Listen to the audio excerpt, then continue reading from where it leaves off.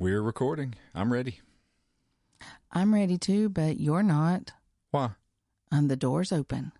Oh, yeah. I'm sorry. I'll close it. Yes, please do. But, honey, will you please be easy with it? Don't slam it. I ask you to do that quietly. Huh? I ask you to do it very easily. Oh, that is closing an Airstream door easy. Well, shut the door. It's The Riveted with Chris and Gina.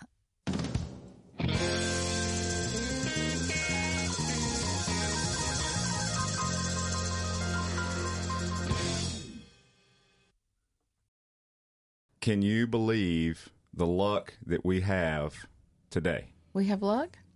We have a movie star with us. We have a famous... A movie star. We have got... in our short life so far with this podcast, we've had celebrity after celebrity on. I'm digging it. And it's amazing. You know what it's telling me? It's telling me that all of these celebrities love Airstreams. Yeah, but how can we pull that off when we only have like 2 listeners? Oh, I've never thought about that. Well, you got 4 now. I guess we'll start listening. Oh, sweet. Oh, we have 4. That's Yay. awesome. Good deal. Well, yes, we are excited, everybody, to have some very cool folks with us.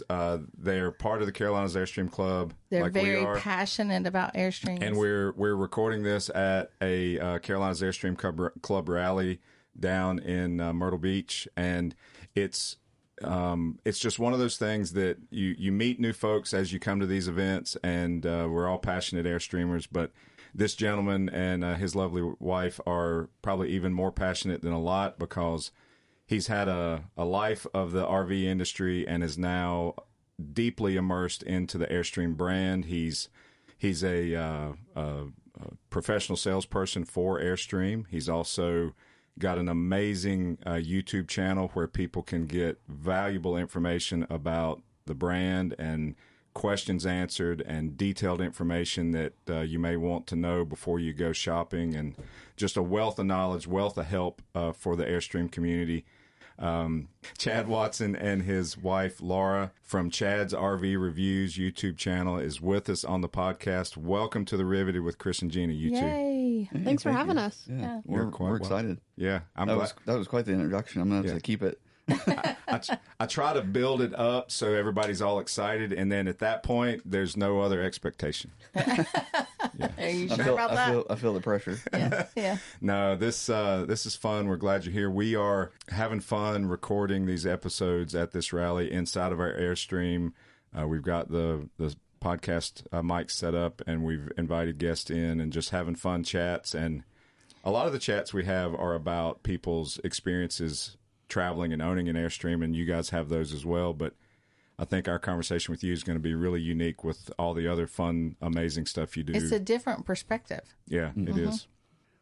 We have a 2020 Flying Cloud, 25-foot front bed twin, and we've had it for a little bit over a year. So we're still new as far as experiences, but I grew up in the RV industry.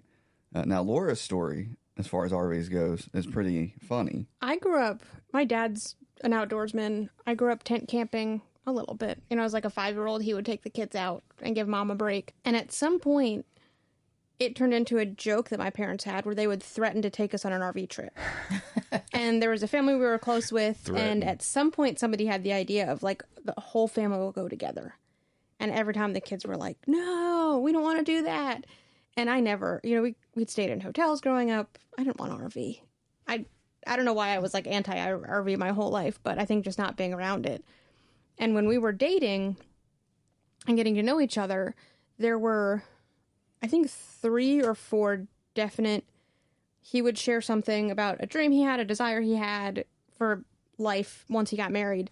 And in my head, I would think, this isn't going to work out. There was 3 or 4 of those. All of them have been proven wrong. One of them was being in an RV. Yeah. So my Facebook, I think it still says this, and it's been there. It's been on there for a really long time. Which, before we met, the very short story is he Facebook stalked me, is how we met. Nice. It's not as creepy as that. But, Yeah. So he and my best friend, he and my best friend were Facebook friends. He saw me on her Facebook, asked for my number, is a slightly longer version. Yeah, so, of course, the second well, slightly longer than you Yeah. Facebook stalked me. Of course, the second that she comes to me and said, this guy Chad wants your number, I'm going on Facebook. And on Facebook, you can do a little like introductory line. And it said, someday I want to travel the country and vlog about my experiences. Ah, And again, not being an RVer and not caring about that, I was like, oh, that's kind of weird. Also, I don't think the word vlog is used anymore, but yeah. It's not. back when I used that word, it was still Yeah. popular. So not only Relevant. did he convince me that we should get an RV, but like our desire now is to travel, and Yeah. we have a YouTube where we talk about our travels. You're doing it. So I'm like, it's all, once he convinced me that we should get an RV, he, Mind you, she said this ain't going to work because on like our third date, I came around to it. Clearly it's working. He was at Airstream, working at Airstream at Greensboro at that point, and we had looked at some other units. We thought Airstream was out of our price point, but he spends all day, every day telling people why they should buy Airstream. And so we had picked another floor plan, and a few days later he comes to me, and again, we've been married just over 3 years now, so we're still learning about marriage and how each other makes decisions. And I've learned that, I think, well, we all do this, but Chad does it a lot. He will think about a decision for months and then presents me with this like huge idea Oh, and want an answer right away from me. Like when 30 he's- seconds. Come on, give me your answer right yeah. now. Listener, just so you know, Gina is pointing at me when she I just said definitely am. Yes, that is you. And so Yes. we had gone back and forth about Airstream or not, and then we had settled not an Airstream, and then like settled as in we sat in a floor plan at one of our other stores, picked a floor plan. picked Yeah. the floor plan, picked the model, and I was like, I think this is the one we're going to get. And then A few days later, well, I think we need to get an Airstream again. Like, well, here we go back to, Yeah. we had settled on something, and I will say that was a stressful decision for Yeah. me because like we stretched our budget, as I think a lot of there's the Airstreamer that's just like, yeah, here's the check, right. I'm buying it, and then there's this is out of our budget, but we don't want this because we want the Airstream name or the quality or the iconic, whatever it is, it's a stretch. And that was definitely us. And I was trying to convince myself it was okay to buy the SOB. Like it was okay to buy that. We were looking at an Imagine. I was like, it's okay. Like I sell them, but I shouldn't have owned one kind Right. of thing. Right. But every day, one of the biggest questions I get from potential buyers is, why should I buy an Airstream? So it's like, I have that conversation all day. So I can spit stuff out right now because I know the kind of key points of why you should own an Airstream. So all day I'm doing that, and then I'm going home and going, am I really going to buy an Imagine? I'm like, which, like, clarifying, there's nothing wrong with Imagine. If oh, that's fine. If you got whatever one, camper is right for you is right for you. Were you talking to yourself a lot at Yes. that point in time? Yes. Yes, I was. Yes. Yes, I was. But- And then I think now it's such a great, we love our Airstream. We love the community. But I'm a lot of people you talk to, they tent camp, they did pop-ups, they did, they've done a little bit of everything before settling on Airstream. And I'm just like right into Airstream. I feel like just like stepping into the top of the line as a first-time camper is, has been yes. amazing. The first Airstream we ever walked into was at your dealership. Oh. It was in October of 16. And the trailer we're sitting in today, this floor plan, or modified floor plan now, but it was the first floor plan we ever saw. We did a lot more shopping after that, but then ultimately circled back to an Airstream. Once we saw that first one and then looked at all kinds of other stuff, and we did, not on purpose, but we stumbled upon the Tampa RV show in January of 17 and saw everything. And we could never look at anything else the same after we saw an Airstream. No. And so it was kind of that same pull, And it was the best decision we made. Yeah, for sure. We bought ours from your dealership, but it was before you arrived there on the Yes. scene, and we're loving it for sure. We're very happy with it. And so sitting here talking with you guys, I don't know if you want to share your age online or not, but it definitely has lowered the demographics of yeah, Airstreamers, correct? Yeah. But the beauty of that is, Chris and I lowered the age when we joined, and even now we're still we're select few that are our age or below. And That join the club. that join Yeah. the Airstream Club. There may be Airstreamers out there that no one knows about that are younger demographics, but what we heard or have heard from people is it kind of falls back on the finances of why an older person would have an Airstream versus a younger person. But in reality, not everybody has to go out and buy that brand new Airstream, right? And isn't that how y'all came in? Y'all came in with a used Airstream, which made more sense. And I will say, our store gave us a really good deal on it. I had the channel going at that point, and we weren't where we are now, but we had grown fairly good, and there was people coming in and saying, "Hell, I'm here because I watch your YouTube channel, I watched your video, that's why I'm here." And so my GM actually said to me, "You're crazy if you're going to buy anything else other than Airstream. Like, you are Airstream." It's kind of like, I don't feel that, but he's like, you need to own an Airstream. And I was like, I can't afford an Airstream. Like, I'm going to have to sell a lot more Airstreams to be able to afford an Airstream. And so I'd kind of set I do more of the money side of our finances, and I'd kind of like, I feel like I'd be comfortable if we can kind of be in this area, this range, and I'd shared that with him, and we got a trade in, which is the couple that traded our campers in our club, and we're now friends with them. I see them all the time. That's they text cool. us. That's great. And, they'll ask us how she's doing, the Airstream. Yeah. And but Robbie knew kind of where we wanted to be. So when we got that trade came in, we were in Minnesota, and we're talking, and there's a story there too, but we're talking, and he's like, "Well, we just got this trade in that's inside of what you said you wanted to spend. Do you want it?" And I'm like, "Can you send me photos?" And it's really, it's funny for me because I've been in sales, some form of selling RVs for 10 plus years now. And I've been in the industry my whole life. I grew up in it. My granddad started a dealership. So I literally have, there's photos of me as a toddler running around the dealership.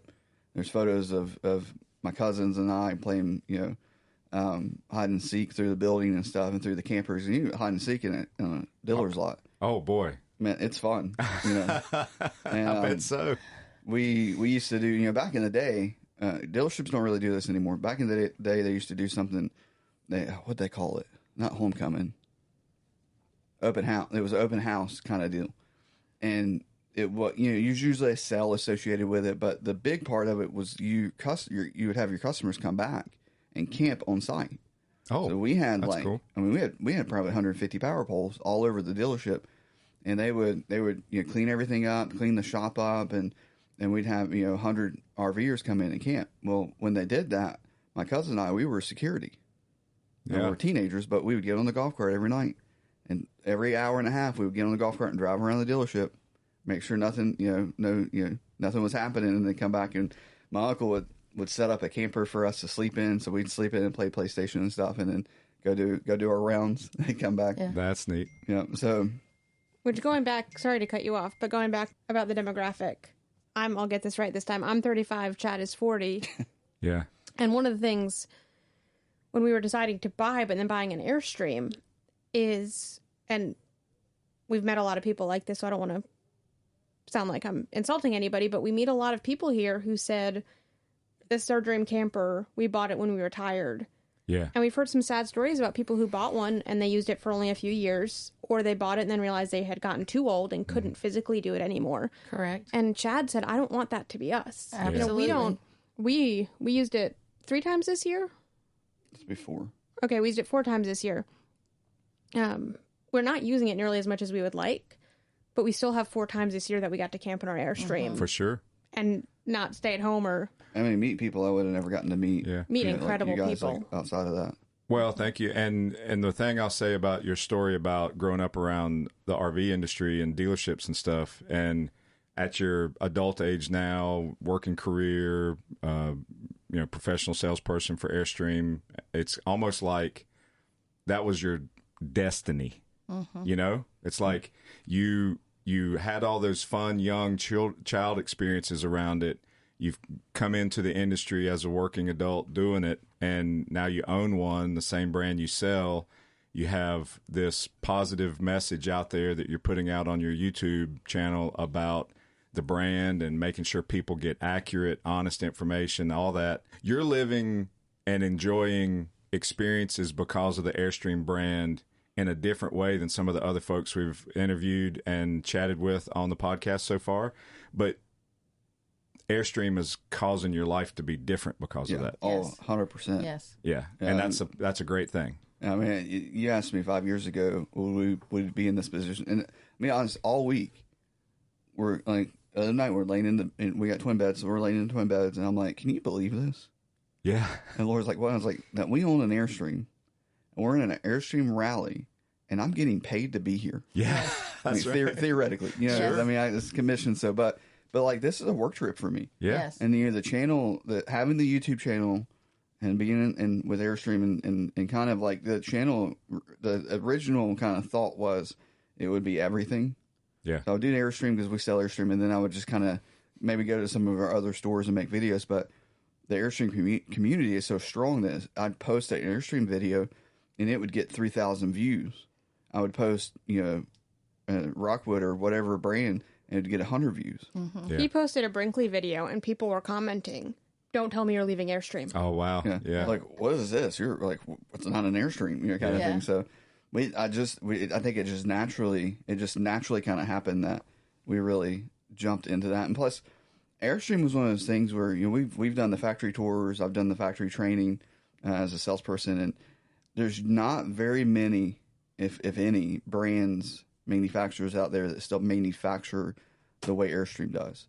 And just getting to see that in person and see the factory and the history, all that kind of stuff. We went together right after I started selling Airstreams. I wanted to have the experience of seeing it in the factory and seeing how they manufacture, so I could talk about that. And we had planned to go up to see her sister and brother-in-law in Columbus. I'm like, well, that's only an hour from the factory. Yeah. Can we make one of those days where we go to the factory? And so we got it all set up and everything, and did the tour, same tour that anybody can do. It's the same Yes. public tour. And went through the museum, did the whole thing. I don't know how long we were there, multiple hours, A but few hours. Which Yeah. if you own an Airstream and you've not been to Jackson Center, you need to. You've Absolutely. got to It's go. worth the trip. absolutely Yes. do it. It's worth it. We tell everybody that too. You have got to go. You got to go. So we finished the tour, and you kind of come out, as soon as you guys done, you come out those big doors, and you walk back into the lobby, and you're taking your earphones off and stuff. And I looked at her, and I was like, what'd you think? And she's like, I want an Airstream. Yeah. And Yeah. I'm like, oh, okay. All right. We'll think about that. But at that point, we were still, it's out of our price range. Yeah. Right. So we're like, someday. And then fast forward 6 months, 4 months. That was October 21. So then that following spring, his store, Airstream in Greensboro, did a dinner at the Tanglewood rally with the Carolinas Airstream Club. I bake, and so I got invited to bake, told to bake Voluntold. Voluntold is, to bake cupcakes. Yeah, we heard and that term he a said, lot. why don't you come over, since you're doing the cupcakes, why don't you come over and see the club? We're standing there, and I'm like seeing the club. And I look she wasn't doing anything with YouTube yet. No. Because now she's Okay. heavily involved. Okay. At that point, it was just me. I had it a was my full-time cell job. phone, and Yep. she was working. So she was just coming to do the cupcakes and be there. And I look at Chad at one point, and I said, I want to be in this club. Yeah. And so it was a combination of seeing really the museum and seeing the history of Airstream and what Wally Byam did with the caravans and just he built a camper, but he built a community. Yes, he did. And then being at the club is so welcoming. Yeah. Seeing the camaraderie among people. And it was after that. I think we still went back and forth a little bit, but I was like, I want an Airstream. And we definitely went back Yeah. and forth because I couldn't. I want to say it was up to the final moment of signing our signature to the buyer's order that I was like, am I crazy? Yeah. Like, are we really going to do this? You are crazy, but crazy in a good way, Yeah. in a positive, good way. So, Yes. let's go back for just a second because you said y'all were on a trip up into Minnesota when this trailer came in, and then you were talking to the people back at the dealership about it. And as pre-owned Airstreams, I'm sure are in high demand, so you had to make a decision. So, what was it like flipping into that? You were then the buyer mode, and It was. I'm real. sure it was weird. It was weird, but it was real. It was the most, as a sales professional, if you're an RV salesperson or a car. Well, everybody buys cars, but if you're an RV salesperson, you need to buy an RV. You need to go through that because it's eye opening. And from looking at the other brands, we went into one of our stores, and the store we went to look at was my family's store that my family owned, and then that store was sold to Blue Compass, and then that's how I got into the Blue Compass network. And then they asked me to go over to the Greensboro store because they had recently bought that and it needed help. Yep. And they're like, go over, help that store. Your store's good, kind of thing. So we go over there and we walk through. I know everybody, and everybody's like, "What are you doing?" I'm like, "Don't worry about it. We're shopping for an RV. I'll let you know if I need help." I know as much as you do. Okay, I'm good. They said the golf cart's out back. Put the keys in it. Go ahead and take it. Golf cart's out back. That's funny. So we rolled down and we're looking at stuff. But now, did you have your uniform on, or were you in regular street clothes? We were regular clothes. It was a Sunday. We went over after church. Sunday afternoon. We're not open on Sunday. Our store, the Greensboro, but that store is open on Sunday. My old GM at that store was there, and he was like, looks at me, and I'm like, "Don't worry about it. We're shopping for an RV." He's like, "Whatever." So, we're in Minnesota, and really, at that point, I was still leaning towards not getting an Airstream for the money side of it. And there's a model that Airstream did, a special edition of the Tommy Bahama. We love it, like absolutely love the Tommy Bahama. Yeah.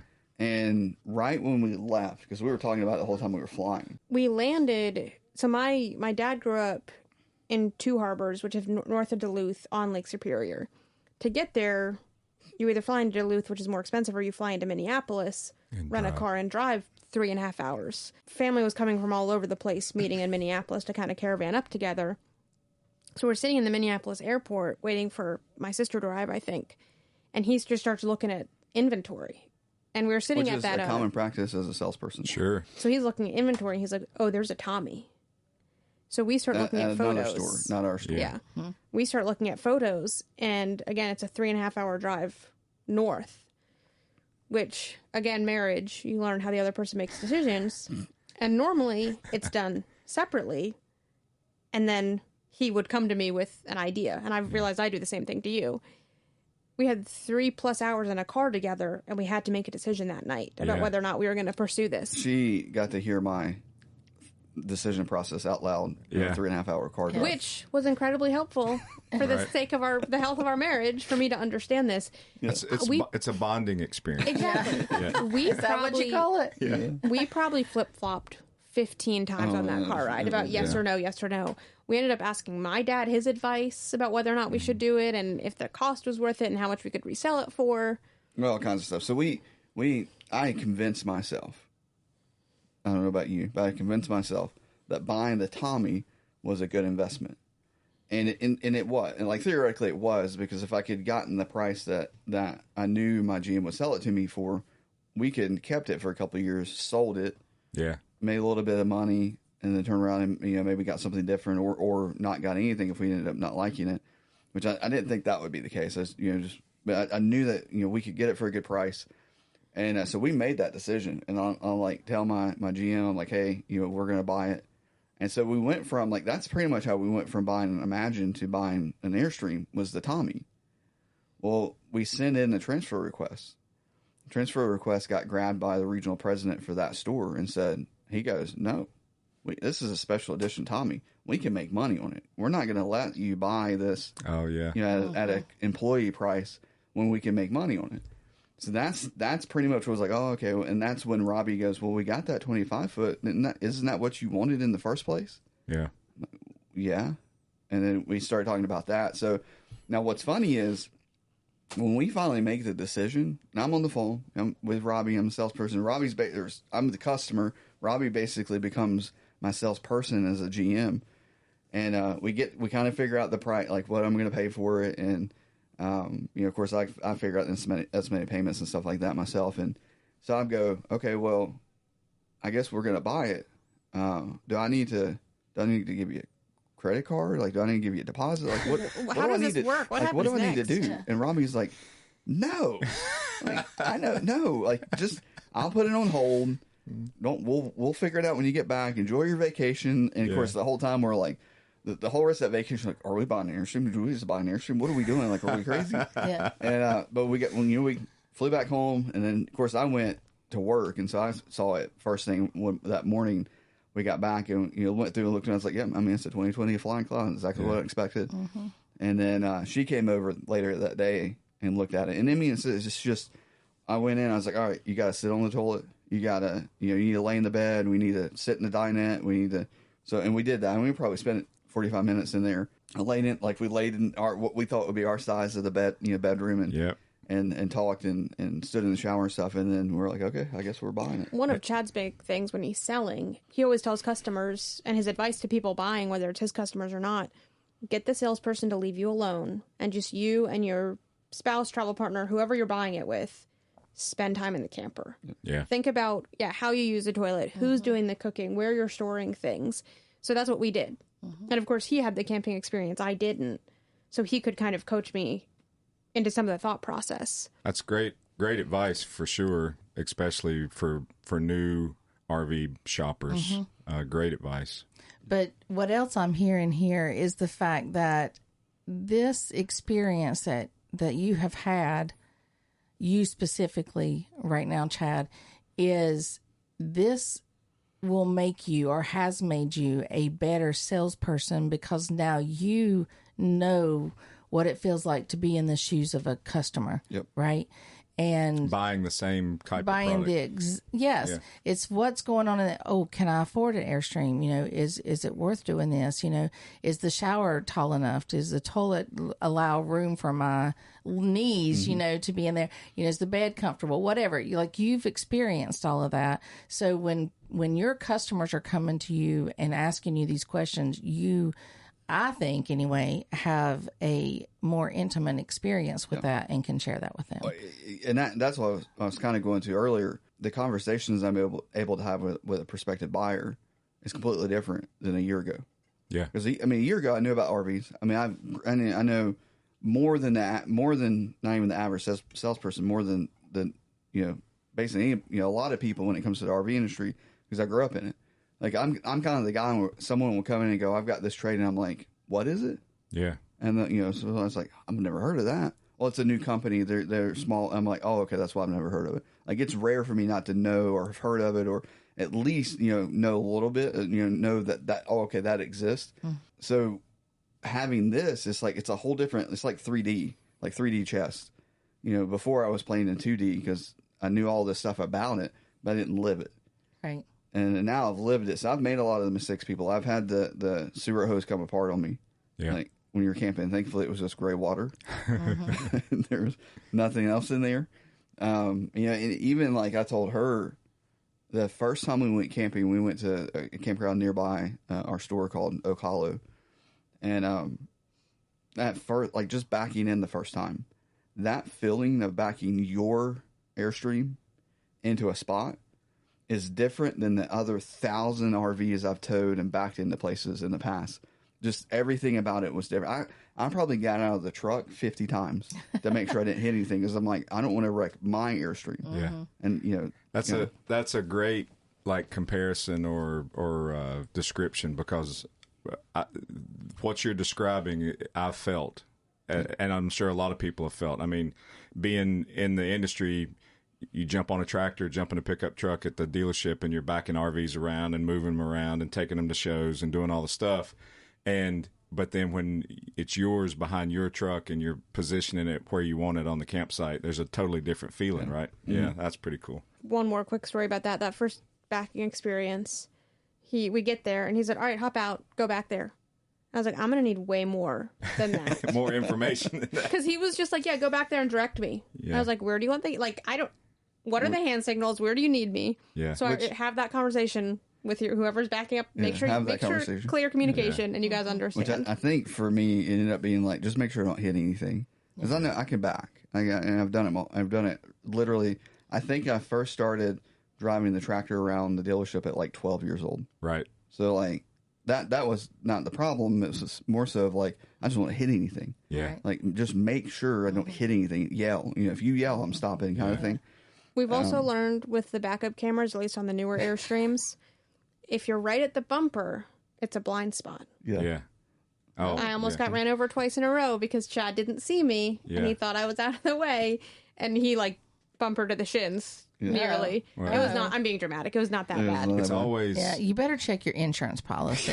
You know, it's always fun, the backing stuff with couples. And Gina and I are super fortunate to say that she has an amazing skill set to help with knowing exactly where the trailer needs to go.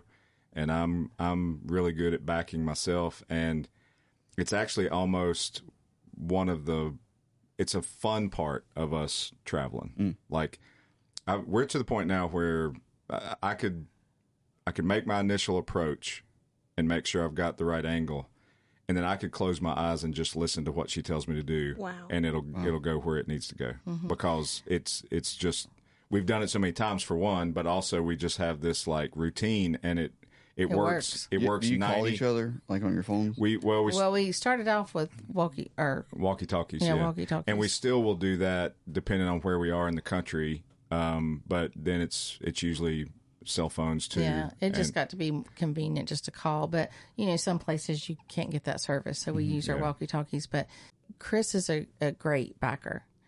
But if he has to give the directions and me back, he can't do it. Epic fail. He just cannot do it. I can relate to that because I've had a few customers that had never towed anything, never owned an RV, and I think the YouTube channel has given me the ability to get connected with people who have never bought before. So the first RV is an Airstream, which is the case for us, but it's kind of a rare thing. Usually you're stepping up. Like I've had I guess that was your case too, but generally the people I talk to, like, well, we had the fifth wheel, we had the motorhome, we had this, we had that.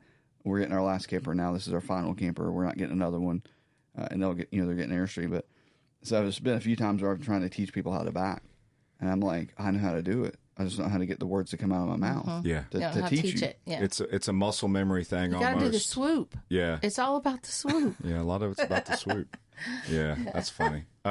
Let's pivot and talk a little bit about your YouTube channel and just how you utilize that to help people that are shopping for Airstreams or RVs, and like what your goal is. I mean, we've talked a lot on past episodes of our podcast about, our mission with our podcast is to help people hear the positive life experiences you can have from owning an Airstream. So, like, what's your overall goal and mission with your YouTube channel and how that can help people? So, when I started it, a big part of how I started it was I was watching YouTube videos to learn about Airstream. I knew all about, I knew a lot about everything else, and I knew what Airstream was. It wasn't one of those brands if someone said, well, I've got an Airstream, I'm like, oh, okay, I know what that is. But that was about as far as it went. Other than it's shiny, it's made of aluminum, that kind of stuff. And so when I started selling Airstream, I found out really quick, Airstream buyers research. And if they walk onto the lot to look at an Airstream, it's not their first time. That's correct. Talking about it or considering it. They've already done a ton of research. And Airstreamers like to question their salespeople to find out whether or not it's a test. Do you know what you're talking about or do you not? Because I'm not going to ask you questions that I don't know the answer to. And I found out really fast, which I'm the type of person, and I think a lot of, like, my customers will tell you this. If I don't know, I'm going to say I don't know.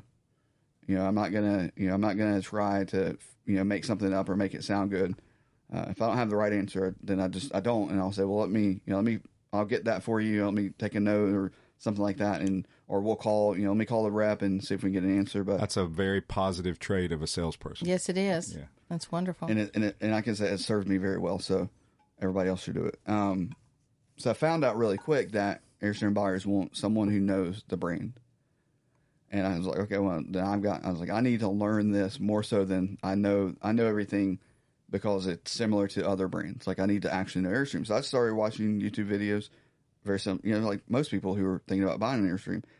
And there was one day I was sitting at work, and I was watching a video, it was slow, and I was like, you know what?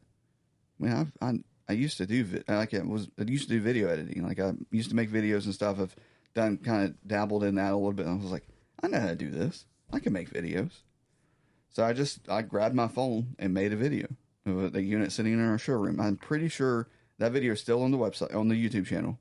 It's the first video, and if I remember correctly, I forgot to film the bathroom. And it was the first time I did it and put it out there. I made quick, like made a YouTube channel, uploaded it. You know, I had Final Cut Pro on my computer already, so I did a few cuts and things, but not really anything, and put it out there. And so it kind of started with that, and then the other was I don't have time to edit videos. I don't have time to polish it. I don't have time to do all that kind of stuff. My primary job is to sell RVs so that we can pay our RV payment, right? Yeah. And you put food on the table, that kind of stuff. And so YouTube was kind of a secondary thing, but then that made it become what it is, because it became this, like, it is what it is. Like, this is just me talking about Airstreams. It's me. It's just a real person just talking about Airstreams. So my goal is, when I'm doing the videos, is it's just the same guy that if you walked onto the dealership lot and said, hey, I need a salesperson, and you got put with me, you're going to have the same experience, whether it's me in person or it's me on the channel. And I'm going to say the same goofy stuff or call the same things the wrong thing. And, you know, I won't have Laura there to correct me, but, you know, like, it's just that person. And then, so the goal was to kind of like, all right, here's a resource when you're researching your camper, and like, here's something you can go watch.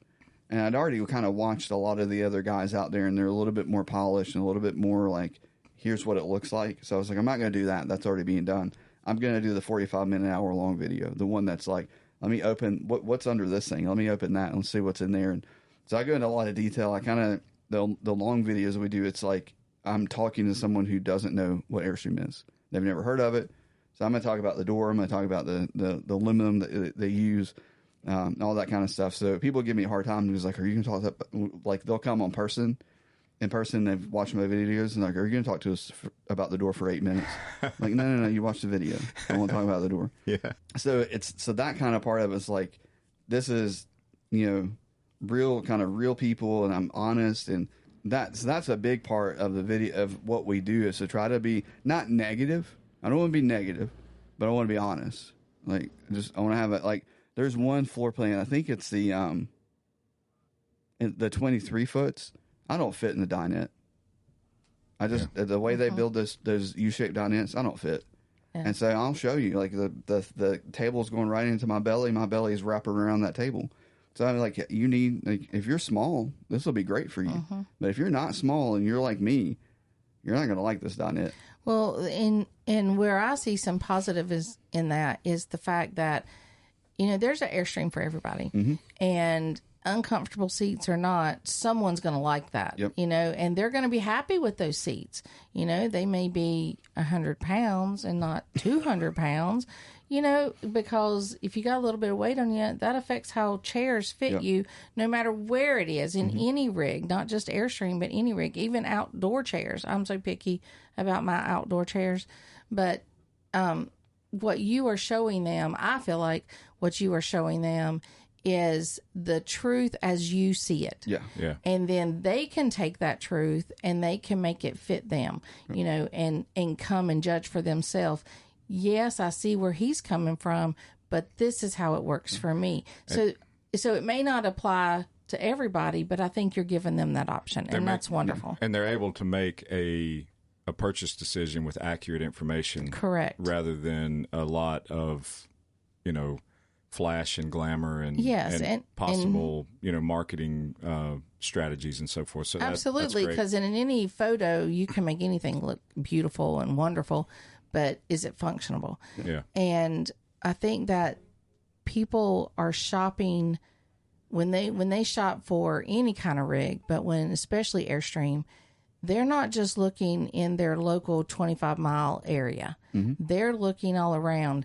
And so they're going to do that research like you're talking about. And I feel like what you're doing is a great service to let those who do like to do the research and stuff at least have a better idea before they drive 100 miles or 200 miles or wherever they're going to look at those Airstreams. Whether they buy from you or not, mm-hmm. you are doing that for Airstreamers or for people who enjoy the brand. And there's really two goals to the channel. Like, one is to give a resource to folks to be able to research Airstream, get a little bit more knowledge. And the thing I found now that we've been doing the channel for 2 years, I think, is that right? 2 years. Mm-hmm. You know, we just celebrated 2 years.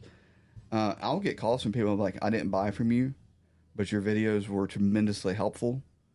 You know, my salesperson didn't know anything, but I was able to watch your video. I mean, somebody said that this morning. Walking over here, we ran into somebody who bought from the store. From this, yeah. But knew Chad from YouTube. And so it's like, okay, well, that is true. In a lot of professions these days, we don't have professionals. We just have an employee. And I want to be a professional. Whatever I do, I want to do it 110%. So, right now I'm an Airstream salesperson. I want to do it 110%. And so that's great that's helpful. The other flip side of it, too, is, well, I got to sell Airstream. So I do want people to watch it and go, I like this guy. And he knows what he's talking about. Let me call him and see if we can put something together and they can come, I'll go to Greensboro or wherever it is, because we now own 12 Airstream stores, Blue Compass does. And what's cool about the way our company is set up, I can sell out any of those stores. I don't have to be there. Oh, that's wonderful. Yeah. So I had a couple weeks ago that bought a Classic from me. We ordered it. They live in Washington State. I said, well, my closest dealer to you is San Diego. And no, that's great. My daughter lives in San Diego. I'm like, okay, so you want to go out of there? You want to do your demo there? Or you want to come here? And they're like, we'd love to come there, but we can go to San Diego. That's fine. So we ordered it. I told, Airstream, hey, this needs to be shipped to San Diego. Airstream, this Airstream in San Diego. And they're like, okay. And they ship it there. We did everything, remote, got everything handled, everything taken care of. And they went to San Diego, did their demo, and went home. And so that's incredible. But I will say, most people that find me on YouTube, they want to come to the store. So I've had, we've got a list now. We made a little graphic, but it's like Montana, Arizona have literally come to the store, Colorado. And of course, you're like all your New Yorks, your Tennessees, your Floridas, your Georgias, all around it, Texas, like all around us have made those trips. And it's crazy. It's kind of like a door opened that I didn't know was going to open, but we're internally grateful that it opened. Well, and it's been so cool because so many of his customers became fast friends. He had customers pick up last week. Yeah, Monday. And they watched our YouTube. They wanted to meet both of us. And they said, hey, we're going to come in a day early, spend the night. Can we get dinner with y'all? So we did. We had a lovely dinner with them. The next day, I ended up stopping by the store. This is a funny story. Oh, the stool story? Yeah, you need to tell them. So making a video about the Globetrotter, and the last 6, 8, 9 months, I've been shooting and editing all the videos. I'm mic'd up. He occasionally turns the camera around because certainly his perspective and my perspective on the Airstream are going to be different in some of the areas. And she points out things I never think about. That's true. And also, it's been tremendously helpful. That's a woman for you. Yep. Exactly. Yeah. He's 4 inches taller than me, so we see the Airstream differently. The Globetrotter cabinets have a big lip on them. So to reach into them, and I don't know if they're taller or deeper or what, but I have a hard time reaching the back. I think it's just that they come up, they make that curve and come up. So you got to reach our perspective, over and down. It doesn't make any difference, but for her it does. We're making a video of the 27-foot Globetrotter earlier this year, and I pointed that out. And I said, I'm 5'6". If you're shorter than I am, you need to be aware of this. So I pointed that out, and he said, well, maybe I'll throw in a stool. If you buy one of these, I'll throw in a stool. Yeah. And we joked about it on the video. So we did so basically she was like, I said that and she goes, yeah, if you buy from you at Greensboro. I was like, yeah, if you buy from me at Greensboro. And mention this video. I'll buy you a stool. Yeah. So we're having dinner with these customers that were picking up a 27-foot Globetrotter the next day. And the wife is 5'2", maybe. Yeah, she's shorter really than I am. Yeah. And she said, hey, you owe me a stool. Oh, that's fabulous. So the next morning, we were going to ship them one. But I run all of our social media. Then I'm like, this is content. And we knew they'd be comfortable being on camera. So I run to Target and pick up one of those stool that folds flat so it's easy to store. And we delivered it to them. I took it to them the next day. With a red bow Got a red bow on it, like a big car bow. That's great. But then the wife said, hey, do you mind coming in the camper with me for a few minutes? They've had RVs their whole life. They've never had an Airstream. No, that was 4 years. Okay. They've had RVs. Yeah. But they've never had an Airstream. And she said, do you mind just walking me through the Airstream and talking about where you store things and how you store things? And so I probably spent 15, 20 minutes with her. We exchanged numbers. We've been texting all weekend, each other pictures because they're camping right now too. So we don't. When he started the YouTube, I never expected that we would become friends with so many of his customers. Sure. Yes. It is one of the things I found with the channel is people watch me so much, and they'll watch a video a bunch, and I had a couple that actually went to the store and bought while I was here, and we were texting, and she said she thanked me. She said, we went back and watched your hour-long video on the 27-foot flying cloud.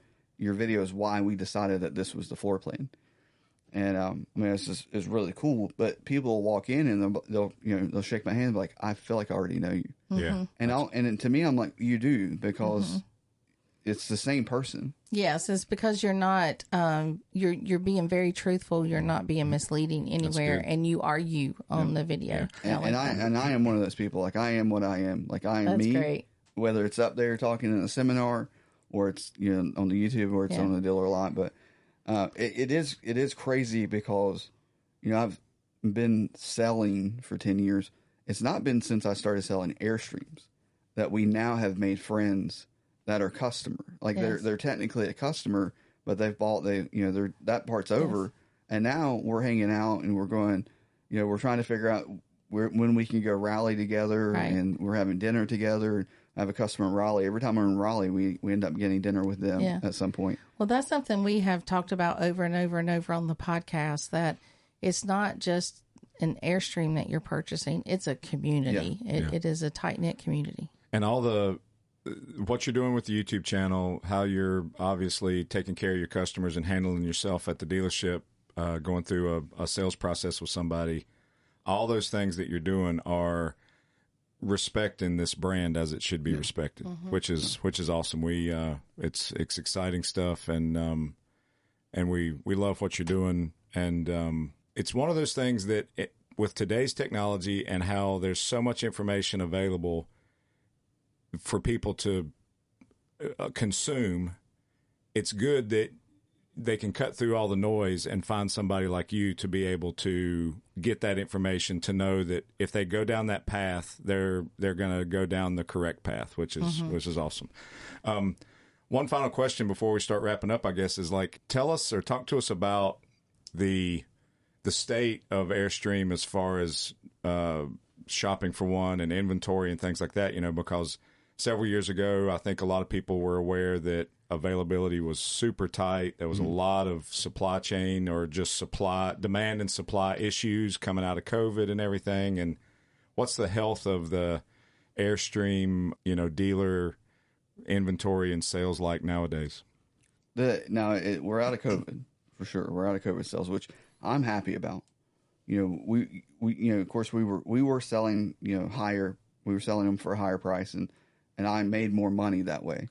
But at the same time, I would rather sell 10 for less than to sell 2 for more.